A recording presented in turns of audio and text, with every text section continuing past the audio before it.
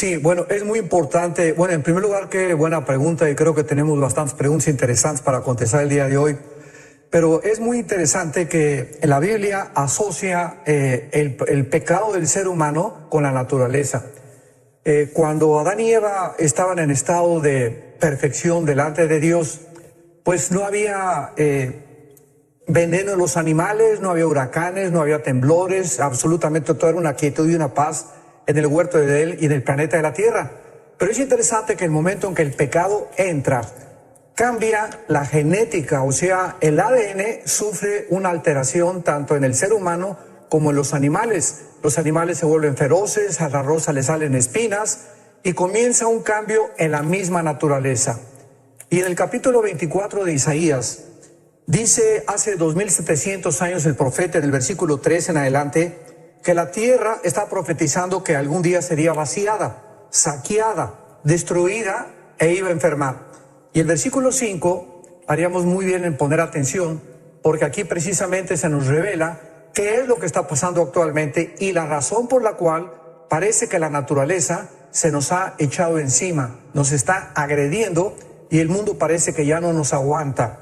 Dice el versículo 5 de Isaías 24, la tierra se contaminó bajo sus moradores porque traspasaron las leyes. Número 1. 2, falsearon el derecho. Y 3, quebrantaron el pacto sempiterno.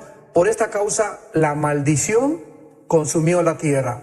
En otras palabras, pues Dios es un Dios que ha establecido leyes cósmicas en el universo, las leyes de la gravitación, las leyes del electromagnetismo, las leyes nucleares, la fuerza, y la poderosa y la débil, y al mismo tiempo Dios ha establecido leyes morales, y estas leyes morales tienen que ser respetadas.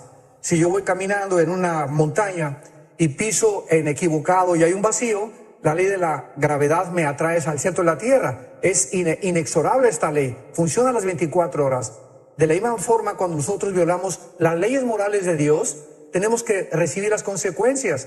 Y vemos nosotros claramente que hace 2700 años, la Biblia establece que el ser humano ha llegado un momento actual, en el año 2017, donde hemos traspasado y transgredido todas las leyes de Dios. Y es interesante que al final se diga que hemos quebrantado el pacto sempiterno. ¿Saben ustedes cuál es el pacto sempiterno? El matrimonio.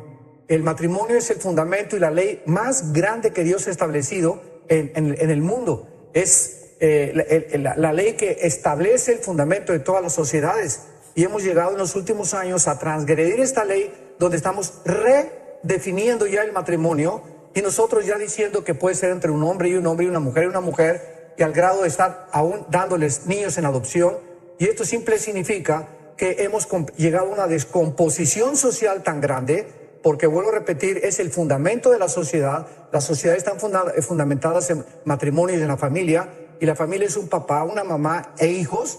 Y cuando llegamos a este punto, pues no nos extrañe que el planeta se vuelva contra nosotros, porque la Biblia lo establece claramente. Violamos las leyes de Dios y la naturaleza se vuelve contra nosotros. Entonces no nos extrañe todo lo que está pasando alrededor.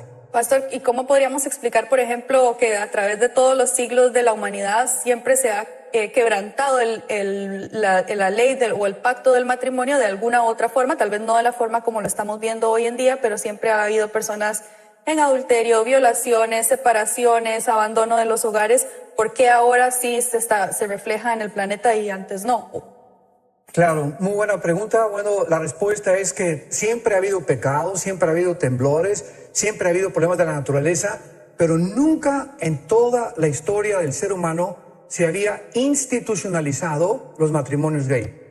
Entonces, ya en el momento en que las naciones, que son las que cubren, y Dios estableció los gobiernos para protegernos, ¿verdad?, guardarnos contra la agresión de otras naciones, o proteger a la nación y proteger a la familia. Cuando los gobiernos comienzan ya a institucionalizar ya esta redefinición del matrimonio, es cuando nos damos cuenta que hemos llegado al final. O sea, vuelvo a repetir, esta es la razón por la cual siempre ha habido, pues el gobierno había protegido, pero ahora lo están haciendo legal, se está convirtiendo en algo normal, y Jesucristo habló claramente en eso. Dice Mateo 24:12, por haberse multiplicado la maldad, y no hay maldad más grande que lastimar la familia. Armando, entonces usted lo atribuye, digamos, más a juicio de Dios, lo que estamos viendo en los fenómenos atmosféricos tan violentos, lo atribuye más a eso que al cambio climático o que a las profecías, inclusive, o sea, todo lo que tiene que ver con los tiempos del fin, etcétera, etcétera. Claro. Bueno, hay que entender también que antes de la segunda venida de Jesucristo, Marcos 13, Lucas 21, Mateo 24, la Biblia dice claramente que habría catástrofes.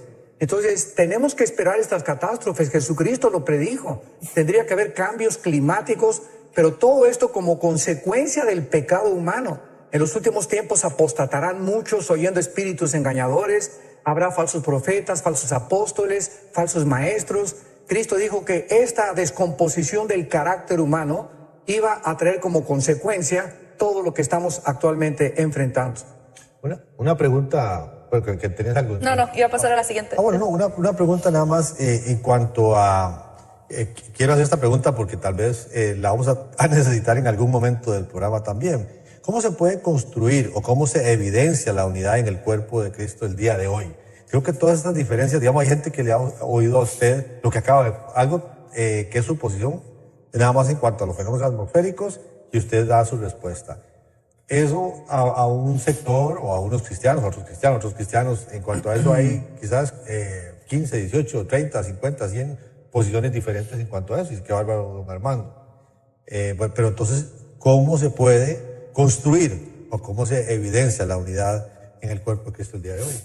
Bueno, precisamente esta falta de amor que Jesucristo predijo que iba a azotar la humanidad aumentaría la maldad. Dice en el libro de Efesios capítulo 4, versículo 5, siguiendo la verdad en amor. Crezcamos en todo aquel que es la cabeza, que es Cristo, de quien todo el cuerpo bien concertado y unido por las coyunturas, nos ayudamos mutuamente. ¿Qué ha pasado? ¿Por qué ese desmembramiento del cuerpo de Cristo? ¿Por qué tantas divisiones entre las mismas denominaciones? Cada pastor o cada líder espiritual ya está haciendo de su iglesia o de su denominación su propio imperio, cuando estamos trabajando todos para el reino de Cristo. Es la falta de amor. Y esta falta de amor precisamente es por tanta presión de la maldad a nuestro alrededor que nos hace centrarnos en nosotros mismos, concentrarnos en nuestros propios intereses, en mi propia iglesia, en mi propia denominación, y se nos olvida que somos un cuerpo. Entonces, claramente, 1 Corintios 12 lo explica, que todos somos parte de un cuerpo y todos nos necesitamos. Uno es los bautistas, la oreja, tal vez, otros los presbiterianos, la nariz, pero todos formamos parte del cuerpo de Cristo. Y esto, ¿verdad?, también ha traído que el entristecimiento del Espíritu Santo. El Espíritu Santo está entristecido completamente por nosotros, porque, vuelvo a repetir, cada quien está buscando su propio beneficio. Como decimos en mi tierra, cada quien le está echando agua a su propio pozo. Muy bien. Ok, dice aquí... Ay, perdón.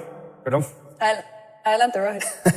Perdón, Rebe. No, aquí Paola Sáez dice, en Ezequiel y Apocalipsis 9:4 se habla de señal, sello de Dios en la frente. ¿Qué quiere decir? ¿A qué se refiere? ¿Y por qué en la frente? Muchísimas gracias, doctor Alducin. Sí, en el capítulo 8 y 9 de Ezequiel encontramos una profecía donde Dios va a juzgar a Jerusalén, pero principalmente va a juzgar a los líderes de Jerusalén, porque acordémonos que en primera de Pedro 4 dice la Biblia que el juicio, antes de que Dios juzgue al mundo, va a comenzar con nosotros. Tenemos que recordar esto. Vienen juicios tremendos sobre el mundo, pero estamos también en un tiempo de purificación de la iglesia.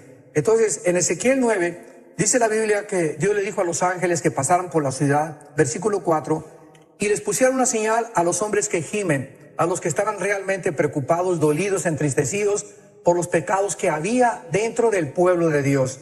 Y a estos son a los que Dios perdonó. Esta señal que la Biblia no menciona es la palabra hebrea con T de tío, A de Armando, B de Víctor, Tav. Y esta señal es interesante, que en el hebreo es la palabra cruz, porque en el hebreo las mismas letras tienen un significado numérico también. Y en el libro de Apocalipsis capítulo 7, que no es el capítulo 9, es el capítulo 7, donde son marcados los 144,000 en la frente. La Biblia no nos dice exactamente qué clase de marca es, pero lo que podemos saber es lo siguiente. El Espíritu Santo ha trabajado de diferentes formas. En el Antiguo Testamento entraba y salía de los hombres.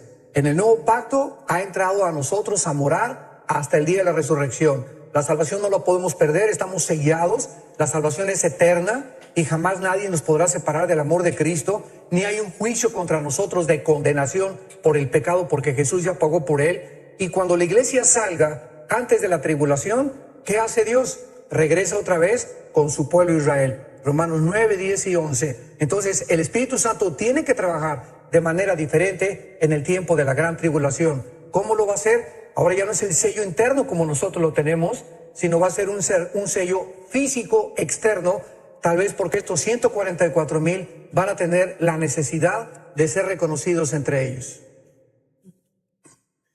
Aquí nos están preguntando, dice, ¿dónde quedó el jardín del Edén después que Dios sacó a Adán y a Eva? Bueno, el jardín del Edén era el medio ambiente perfecto. Lástima que Juan Carlos no está aquí, porque él, no podía decir, él estuvo ahí. Bueno, sí, el jardín del Edén era un medio ambiente perfecto. Entonces, el momento que el hombre peca, un hombre imperfecto no podía vivir en un medio ambiente perfecto. Entonces, es lógico, ¿verdad?, que Dios los haya sacado del jardín del Edén, y no tenemos ninguna revelación en la Biblia acerca de qué sucedió con el jardín del Edén. Lo único que sabemos es que se encontraba geográficamente en lo que ahora es la zona de Irak, en el Antiguo Testamento, Babilonia, la tierra de Sinal o la tierra de los caldeos, pero tal vez desapareció ese medio ambiente porque ahí no había pecado, no había moscos, no había lluvia, no había animales ponzoñosos, etcétera, etcétera. Entonces, lo más lógico, ¿verdad?, es que Dios lo haya simplemente desaparecido.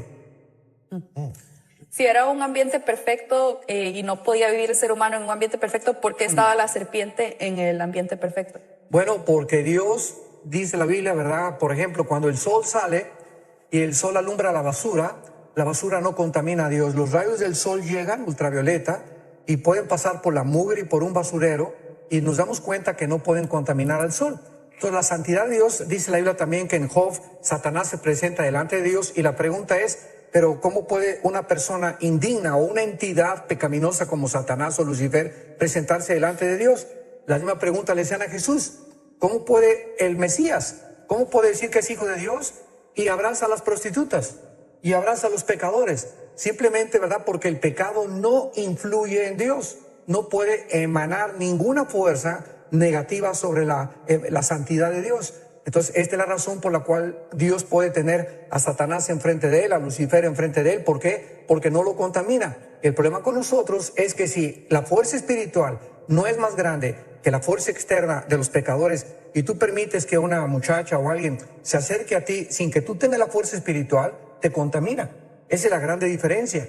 Entonces, esta es la razón por la cual Dios prohíbe que un cristiano se case con una no cristiana, porque en el momento en que ya lo hace, ya violó la ley de Dios, ya se está debilitando espiritualmente, y el mal va a influir en esa persona más que el bien.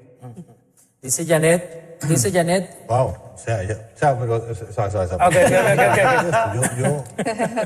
no, porque usted cree, o sea, está bien, yo no estoy y no abogo por el matrimonio de alguien que, ¿verdad?, es no cristiano con un cristiano, jamás, la palabra es clara en eso. Pero vamos, se casaron los dos y no eran cristianos ninguno de los dos. Se convierte ella o se convierte él.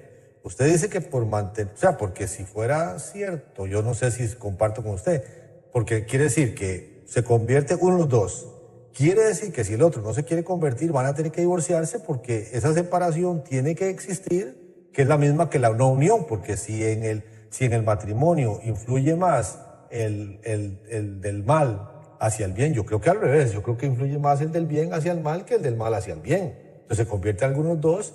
Me atrevo a pensar que muy posiblemente se va a convertir el que no era cristiano, que al revés, que se va a ir al mundo el cristiano, si se convierte uno de los dos en el camino. Bueno, vuelvo a repetir, ¿verdad? El momento que un muchacho, vamos a poner el caso del muchacho que es cristiano se casa con una muchacha no cristiana. No, ahí sí está mal. O viceversa. Ahí sí está mal. Sí, los dos eran... Exacto, ya él ya transgredió una ley. Ahora, ya casados, si este muchacho o esta muchacha se arrepiente, Dios lo puede convertir para el bien. Es lo que dice Corintios 7. Dice, porque el marido incrédulo es santificado en la mujer. O sea, mientras ella se haya arrepentido de haberse casado con él y ella comience a seguir al Señor ya casado con un incrédulo, Dios puede comenzar a trabajar indudablemente con ese marido que es incrédulo. Porque dice que si él no abandona el hogar, no se pueden divorciar. Ya estamos en lo mismo. Así es. Ok. Janet, pregunta a don Armando, ¿por qué se habla tanto de lo que sucederá el 23 de septiembre? ¿Cómo lo sustenta la Biblia? Es impresionante y es increíble cómo estamos invadidos, así, pero invadidos de tantas mentiras, de tantas especulaciones, de tantas teorías, hipótesis, barbaridades que están entrando a la palabra de Dios, a la iglesia. Y lo más triste es que los mismos cristianos lo están creyendo. La Biblia es un libro, vuelvo a repetir, sellado, como si tuviera un candado. Y no hay absolutamente ya nada que se le pueda agregar. En otras palabras, la revelación de Dios está completa. Ahora, lo que necesitamos no es más revelaciones. Todo lo que Dios tenía que decirnos del infierno, del futuro, de las catástrofes que van a venir, del cielo, de los ángeles, ya está aquí. Entonces no hay nada más que Dios nos tenga que decir. Esto es importantísimo dentro de las mismas leyes de la hermenéutica, que es la rama de la teología que trata con la interpretación de la Biblia. Y cuando nosotros no entendemos eso, estamos aceptando pues que una profeta o este profeta nos dijo estas cosas. Bueno, vamos a la ley del testimonio siempre. La Biblia es nuestra única guía, regla de conducta y de moral. Entonces necesitamos iluminación de lo que ya está revelado, pero no hay nuevas revelaciones. ¿Y qué dice la Biblia del futuro? Que todas estas señales de los eclipses, la luna convirtiéndose en sangre, todas son señales antes de la tribulación y antes de la segunda venida de Jesucristo. Ahora bien, si nos encontramos en un punto donde estamos cerca del arrebatamiento de Cristo, el arrebatamiento es inminente. No hay absolutamente ninguna señal para que podamos saber que el rapto está a la puerta. Puede ser ahorita saliendo de este estudio, mañana, el año que entra, no hay día ni hora, nadie lo puede saber. Ahora, ¿por qué está manejando el 23 de septiembre? Porque la Biblia menciona 7 fiestas. Las 7 fiestas en Levítico 23 que Dios le dio a Israel. Y es interesante que estas fiestas no son de los judíos, son fiestas de Dios. Él está celebrando estas fiestas y se las está dando a su pueblo, o se las dio a su pueblo, para que ellos pudieran comenzar a discernir a través de las 7 fiestas su programa cronológico y descubrieran a Jesucristo. Porque Jesús se encuentra detrás de todo. Desde el capítulo 1 del Génesis hasta el Apocalipsis, Jesús es el espíritu de la profecía. Ahora bien, la primera fiesta fue la Pascua, la cumplió Cristo. Los panes sin levadura, los primeros frutos la cumplió Cristo. Y la cuarta fue, ¿verdad?, la muerte de Cristo en la cruz del Calvario con la venida del Espíritu Santo en Pentecostés. Estas 4 fiestas ya se cumplieron y todas tenían lugar en las primeras lluvias, que es marzo, abril más o menos, la primavera, el mes de Nisan. Faltan 3 fiestas. ¿Cuáles son? Rosh Hashanah, que es la palabra que encabeza el año nuevo de los judíos, y la fiesta de las trompetas. La segunda es la expiación, que viene 40 días después de los últimos días de julio para que entrar a septiembre, y faltan los tabernáculos, que vamos a celebrarla cuando Cristo venga.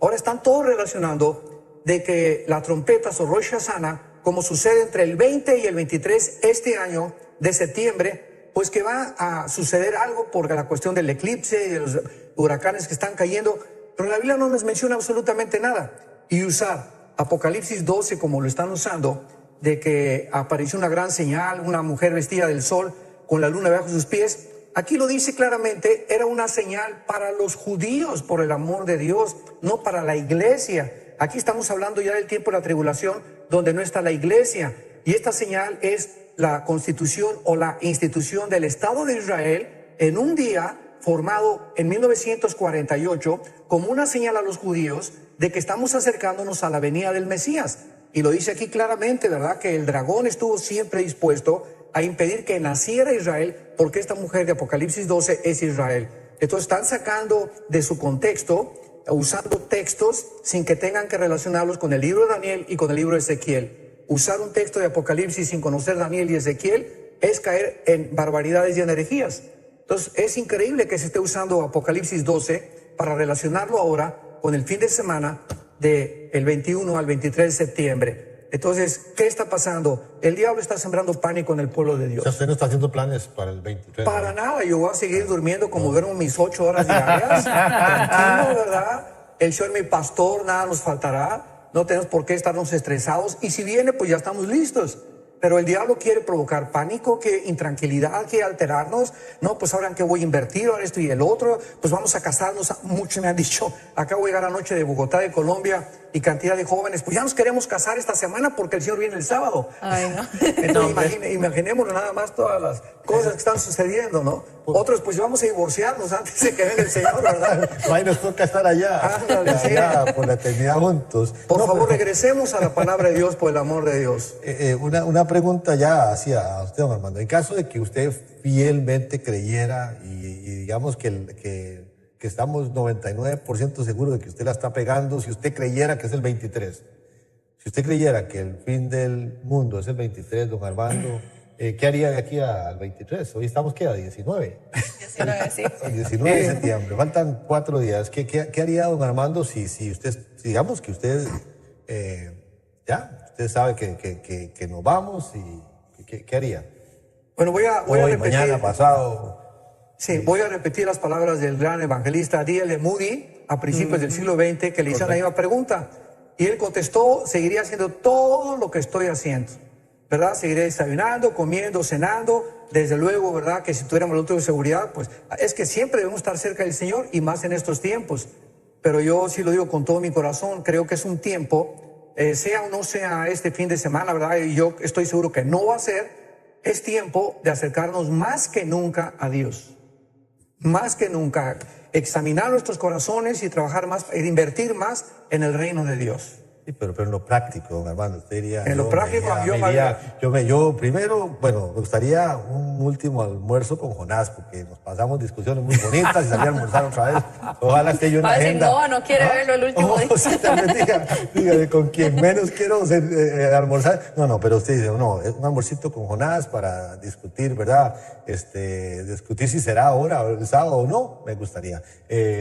Salir con mis hijos, llamar a mi mamá, o llamar a mi papá, qué sé yo, cosas que usted ya en lo personal, usted dice, wow, me quedan 4 días, me gustaría hacer esto, o no me quisiera ir sin esto. Hace algún tiempo estábamos en un retiro de jóvenes en México y estábamos lejos de la Ciudad de México, casi en la montaña. Estuvimos ahí casi una semana con un grupo de jóvenes hace muchos años y me hicieron una pregunta muy buena relacionada con la pregunta que tú me acabas de hacer, y me preguntaban los jóvenes, ¿qué haríamos si estuviéramos acá apartados de la sociedad y a alguno de los jóvenes les diera rabia?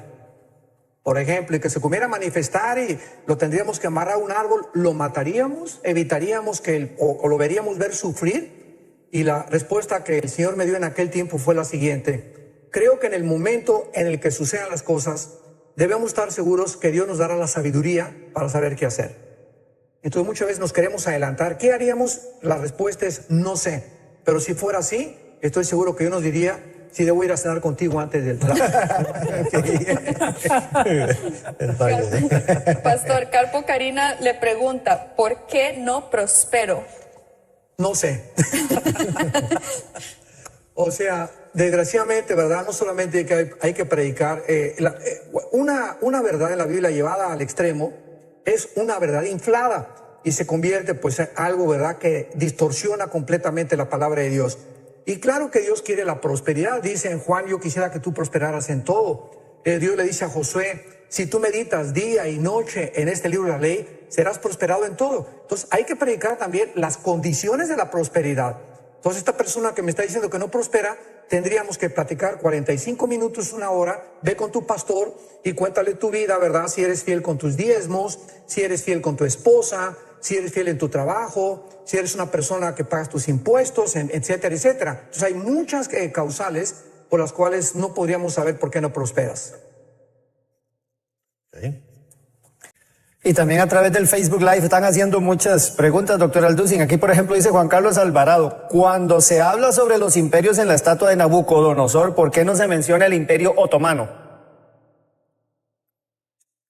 Bueno, el imperio otomano no es mencionado porque precisamente el cuarto imperio, tanto el capítulo 2, 7 y 8, es Roma, que simboliza las 2 piernas que fueron la división del Imperio Romano en el año 325 después de Cristo en Constantinopla y Alejandría.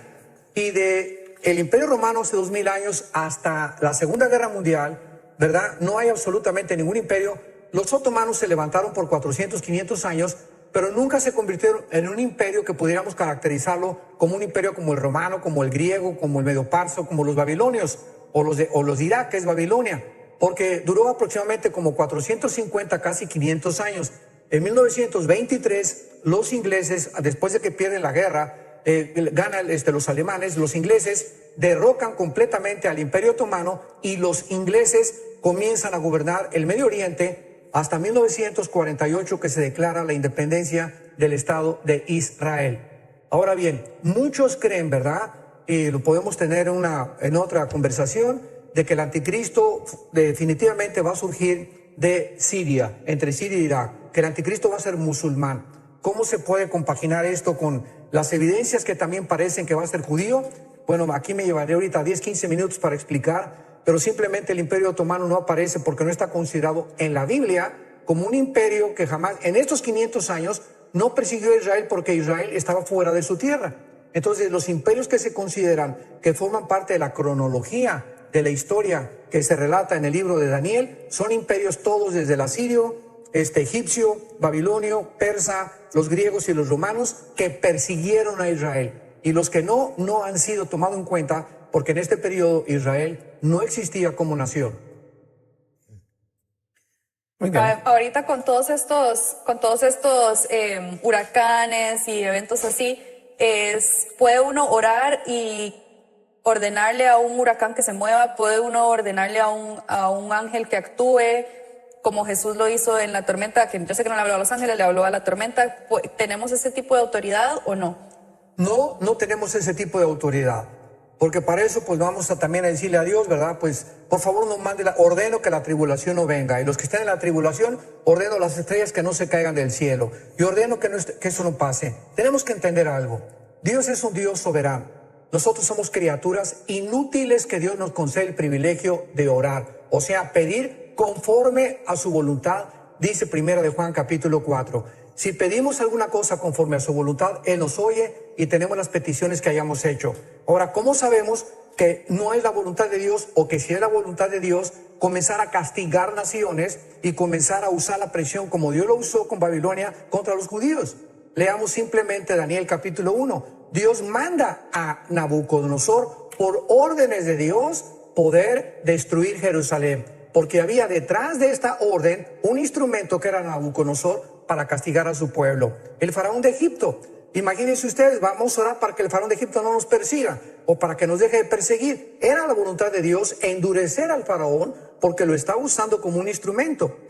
O José hubiera orado también, pues yo te pido que mis hermanos no me toquen, pero los hermanos lo venden, los hermanos lo entregan a una caravana. Josué es metido en la cárcel, Josué sufre durante casi 4 o 5 años porque era la voluntad de Dios detrás de la maldad que se escondía de muchas acciones. Entonces cuando decimos nosotros, huracán te reprende y te ordeno, etcétera, etcétera, espérame un momentito, ¿cómo tú sabes que no es la voluntad de Dios? Más bien, Señor, Padre nuestro que estás en los cielos, hágase tu voluntad. Te pedimos que nos guardes, que nos protejas, que en medio de esta situación podamos discernir tu voluntad, pero no tenemos esa autoridad, no somos dioses.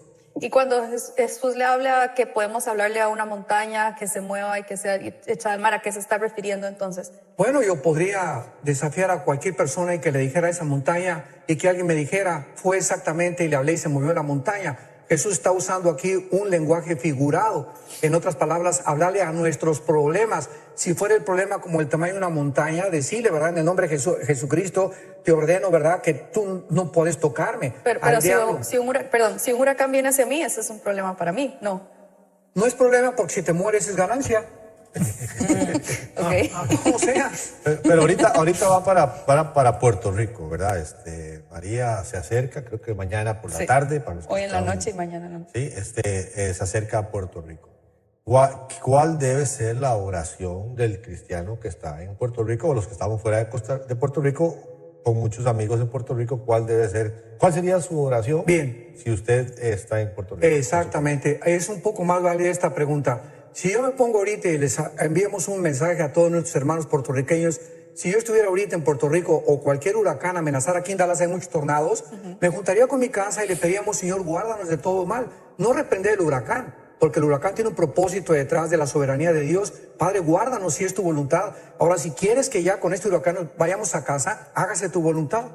Entonces, pedirle a Dios, ¿verdad, Señor? Si es tu voluntad, guárdanos, protégenos. Y si no es tu voluntad, Señor, y quieres que nos vayamos con este huracán, pues para nosotros el morir es Cristo. Ahora, podemos y ganancia. pedir cualquier cosa en el nombre, ¿verdad? En el nombre del Señor. O sea, cualquier cosa podemos pedir. Entonces, no podría yo pedir que se debilite, que haga un chanfle para la izquierda o para la derecha, ¿verdad?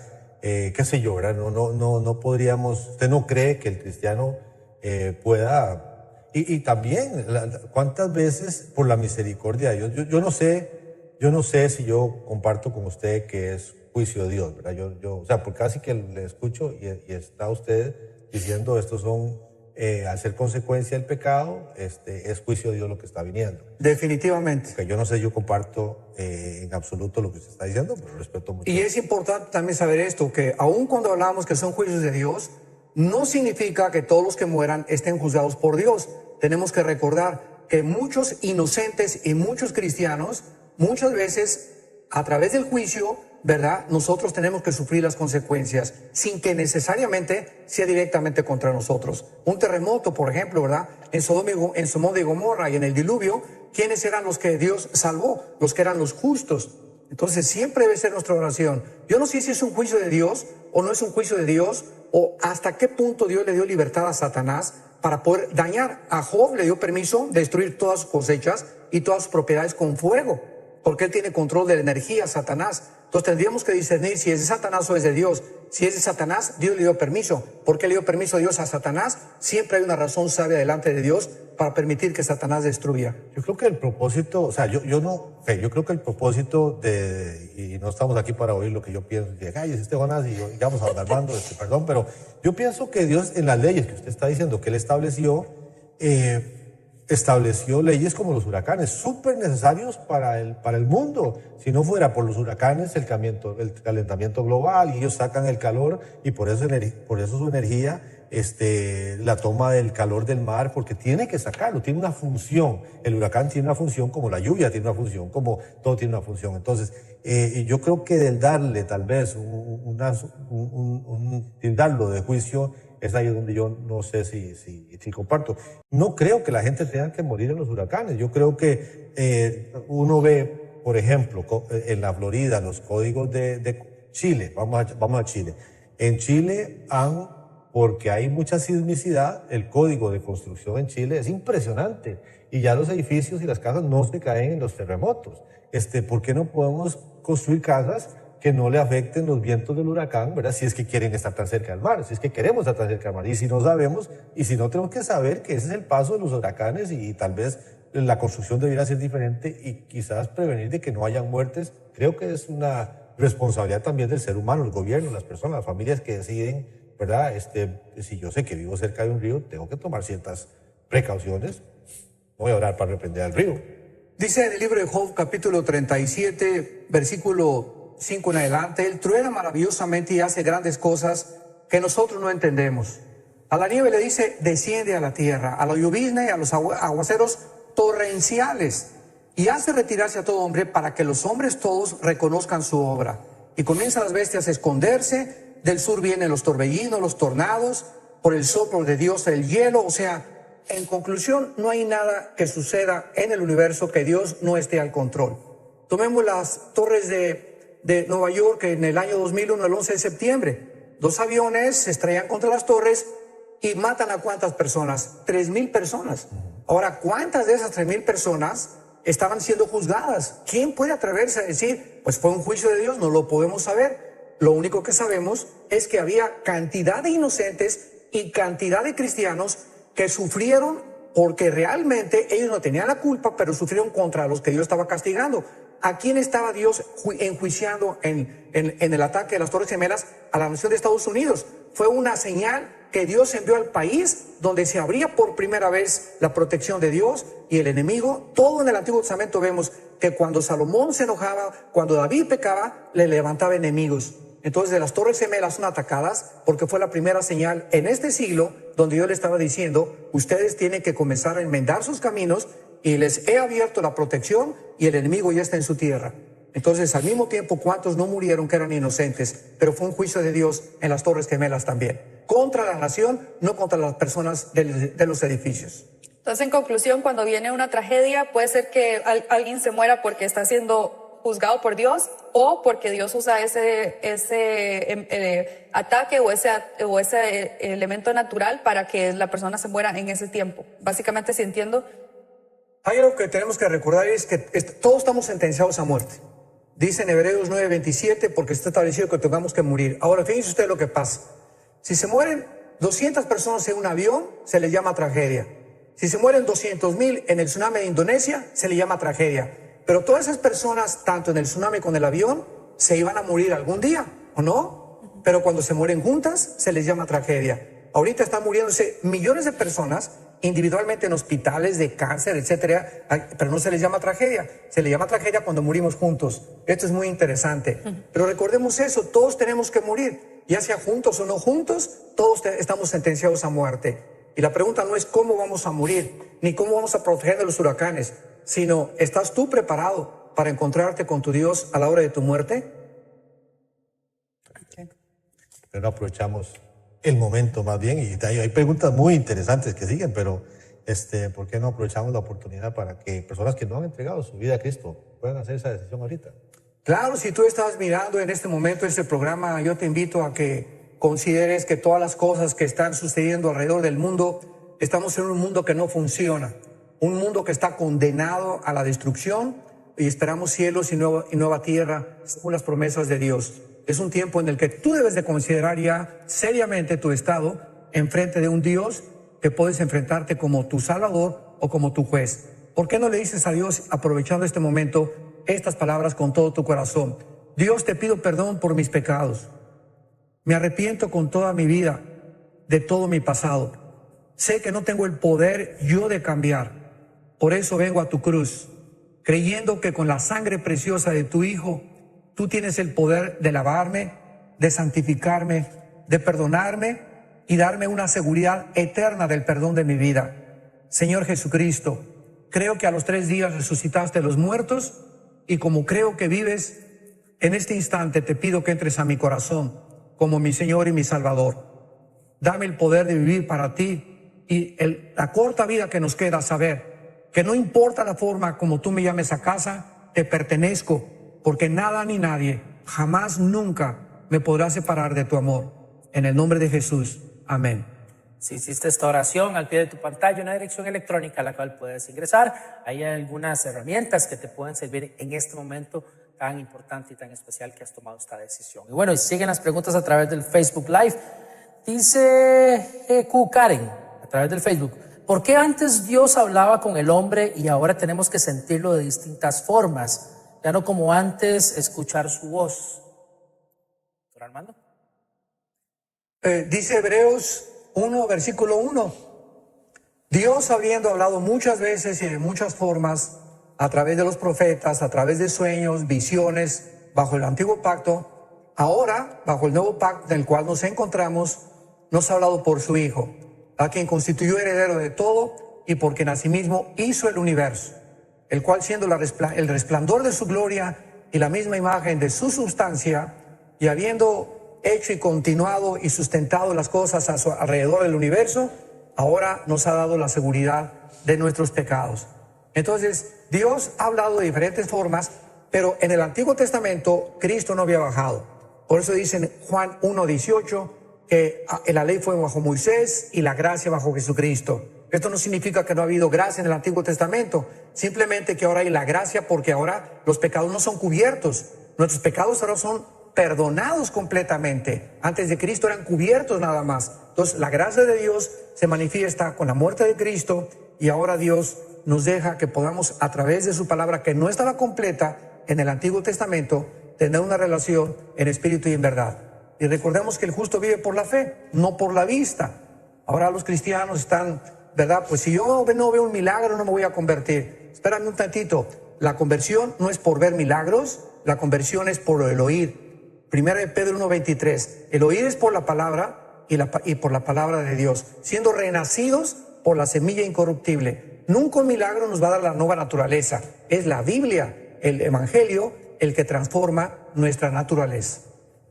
Karin de Hernández nos dice, Pastor Armando Alducin, quiero que me explique el hablar en lenguas. Este tema sigue siendo un misterio para mí. Quiero entender este tema. ¿Es vigente el hablar en lenguas? Disculpen mi ignorancia. No quiero pecar por desconocer la verdad. Muy buena pregunta. Y la Biblia dice en 1 Corintios capítulo 12 claramente, ¿verdad?, que Dios tuvo que regular los dones espirituales en esta iglesia de Corinto, que es y fue la peor de todas las iglesias del Nuevo Testamento.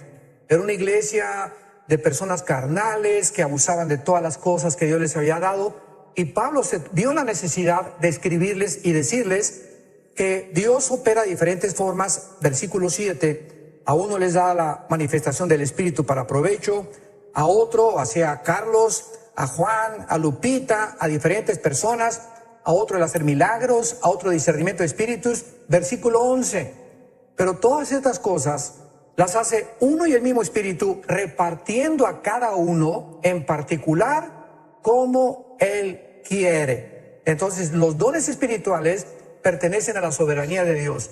Yo no escogí ser predicador. Por ejemplo, yo los primeros 3 años de mi vida cristiana fui misionero en la sierra. Estuve con los indígenas allá entre la sierra de Oaxaca y de Guerrero, durmiendo en el suelo, tapándome con periódicos, y yo creí que Dios me llamaba como misionero.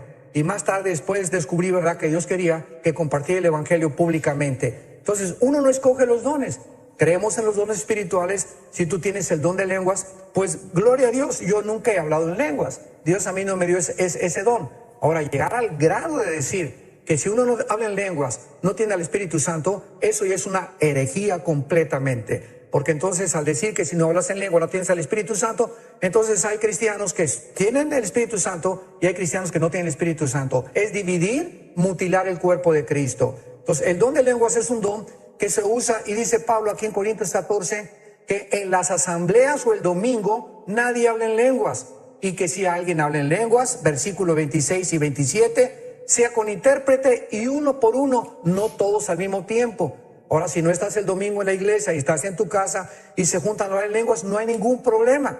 Pero el problema está que si hablamos todos el domingo en la iglesia y entran incrédulos, dice la Biblia, versículo 23, si hablan todos en lenguas, van a decir que están locos.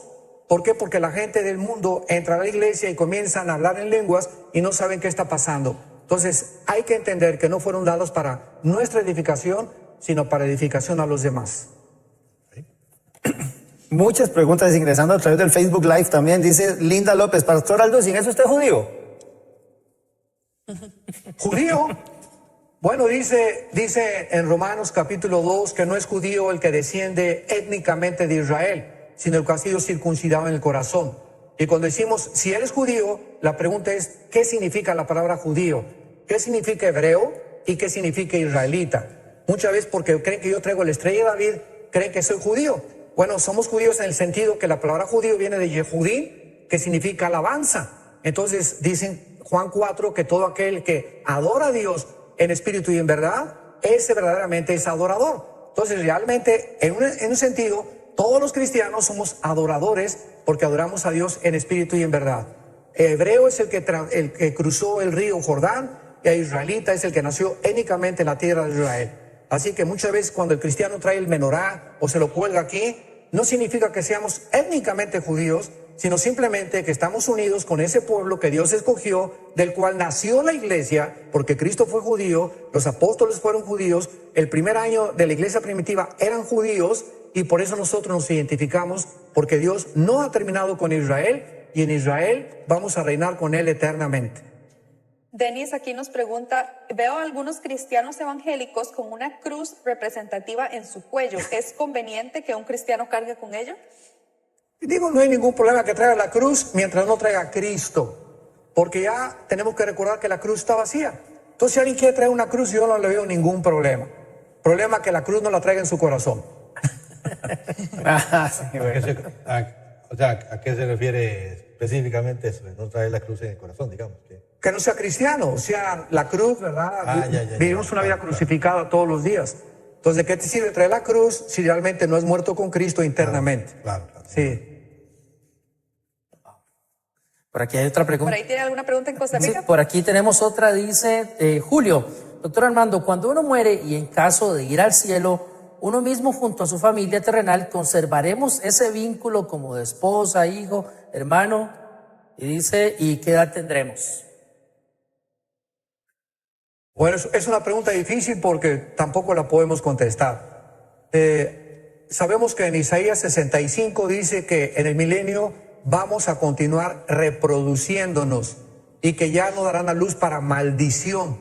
Y claro que a veces usan Mateo 22, no, es que Cristo dijo que en la resurrección seríamos como los ángeles, y tenemos que recordar algo. Si no entendemos escatológicamente la cronología del programa de Dios, son en estos errores en los que caemos. Entonces, aparentemente, cuando encontramos dos contradicciones, por un lado que nos vamos a reproducir, y por otro lado que Cristo dice que en la resurrección seremos como los ángeles, que no se casan ni se dan en casamiento, ¿para cuándo dijo Jesucristo esto? Ahorita estamos en la gracia, viene la gran tribulación, y en el reino milenial nos vamos a seguir reproduciendo. Rebequita va a seguir teniendo bebés, pero ya no va a tener dolor con sus bebés, y después del milenio seremos como los ángeles en la eternidad. Pero en el milenio nos vamos a ir reproduciendo. ¿Quién me va a tocar a mi esposa? Voy a decir una cosa sinceramente. Yo creo que todos los matrimonios que nos hemos amado durante esta vida sinceramente y que hemos formado una familia verdaderamente santa delante de Dios, tal vez Dios nos dé la oportunidad de continuar en la otra vida. No lo sé. Esa es una opinión personal. Pero a otros les va a tocar un descendiente de David.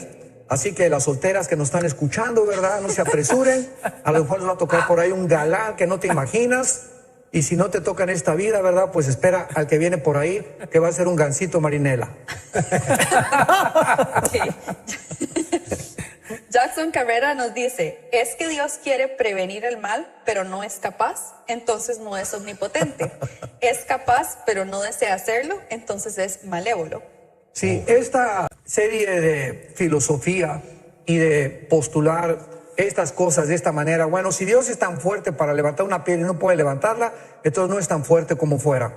Tenemos que hacer una cosa, recordar una cosa, no es que Dios no sea capaz de terminar con el mal, simplemente dice en 2 de Pedro capítulo 3 que Dios está esperando para que todos procedan al arrepentimiento. Una persona me hizo esa pregunta, iba saliendo yo de una conferencia y al subir el elevador se acercó y me dijo, oiga, dígame usted, ¿Dios es todopoderoso? Le dije, claro que sí. ¿Y Dios puede hacer lo que Él quiera? Amén, claro que sí. ¿Y por qué no acaba con el diablo y acaba con el mal? Y le contesté, porque dele gracias que porque comenzaría con usted.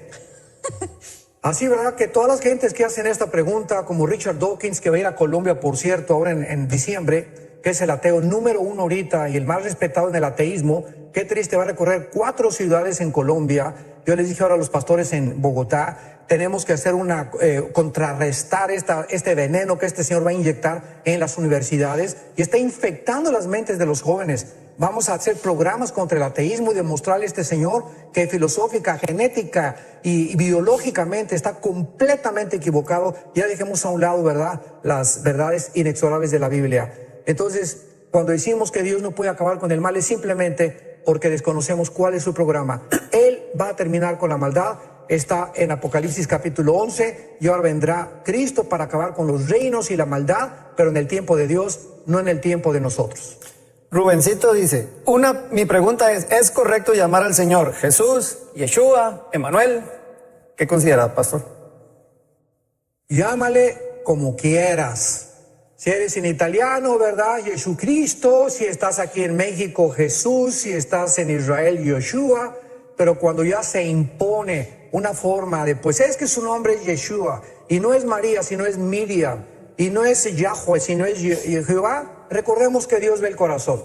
Entonces, ¿qué importa como tú le digas? Lo que importa es la actitud de tu corazón. No hay una regla para que diga, pues Jesús se le tiene que llamar en el original Yeshua porque es el Salvador, en hebreo. Aquí le llamamos Jesús, los italianos tienen otro nombre, los alemanes, pero todos coinciden en que es Jesús, que significa el Salvador. Llámelo como quiera, pero llámelo. Pero llámelo, pero sí, es una traducción en cada. Muy bien, excelente. Muy bueno eso. Llámalo. Muy bueno, pero llámalo. ¿Y qué hay de la controversia que a veces existe con los árabes que dicen, bueno, no, pero el nombre de Dios, o para referirse a Dios en arameo o en árabe, sí, es es Alá. Usan, no sé si tienen Sí. alguna información de eso. Claro, ahí ya es otra cosa. Ya no es Jesús, ¿verdad? Ahora dicen que pues Dios es, o sea que el Dios Jehová de Israel es el Alá de los árabes y de los musulmanes, es el Dios de los hindúes, el Dios de los budistas. Los budistas en primer lugar son ateos porque los budistas no tienen Dios. Entonces esto es una barbaridad también. Dios es el Dios de Abraham, de Isaac y de Jacob. Es el Dios y Padre de Jesucristo. Por eso en Juan 17 Cristo vino a decir, para que te conozcan a ti, observemos lo que dice, al único Dios vivo y verdadero, y a Jesucristo a quien tú has enviado. Entonces nadie puede decir conozco a Dios sin antes conocer al Hijo, porque es el Hijo el que vino a revelar al Padre. Entonces cualquiera que invoque el nombre de Dios sin antes haber tenido una relación con Cristo, no es el Dios de la Biblia. Entonces los judíos tampoco estarían es que eso diciéndole sería, a Dios. digamos, esa es la pregunta. O sea, yo entiendo que el Alá de los musulmanes es el Dios. De ellos. Sí, no, ok. Pero es el Dios, era el Dios de Ismael, nuestro Dios. Bueno, es que los musulmanes dicen... Porque yo puedo creer en el Dios de Abraham y negar al Jesucristo del Dios de Abraham. Yo puedo. No se puede. No, digamos, yo puedo creer, sí, claro. Los judíos lo hicieron, ¿no? hacen, los judíos. Creen en nuestro Dios, pero no creen en nuestro Mesías. A eso es lo que estoy... Entonces, yo puedo creer en mi Dios, pero no creer en nuestro Mesías. Entonces estoy mal. Estás mal. Correcto. No Sí. estoy diciendo que si ellos creen en el Dios, si ellos creen en el Dios de Abraham, que también es el de Ismael, pero no creen en nuestro Mesías, ahí no está el problema. No que no estén creyendo en el Dios de Abraham. Sí, es que el Dios verdadero, Cristo lo vino a revelar. No, estamos... Sí. clarísimo. Sí. Dice en Juan 11, versículo 27, nadie conoce al Hijo sino al Padre, ni al Padre, o sea, al Dios verdadero, sino al Hijo y aquel a quien el Hijo lo quiera revelar. Entonces, si un judío dice, bueno, es que nuestro Dios es Yahweh, es un Yahweh distorsionado, es el de la Torá, que no le creen que se reveló en el Hijo. Si no creen en el Hijo, están adorando a un Dios en el cual no hay ninguna relación. Por eso el judío tiene que convertirse a Yeshua para que pueda aceptar por el Padre, porque el que no recibe al Hijo está adorando a un Dios falso.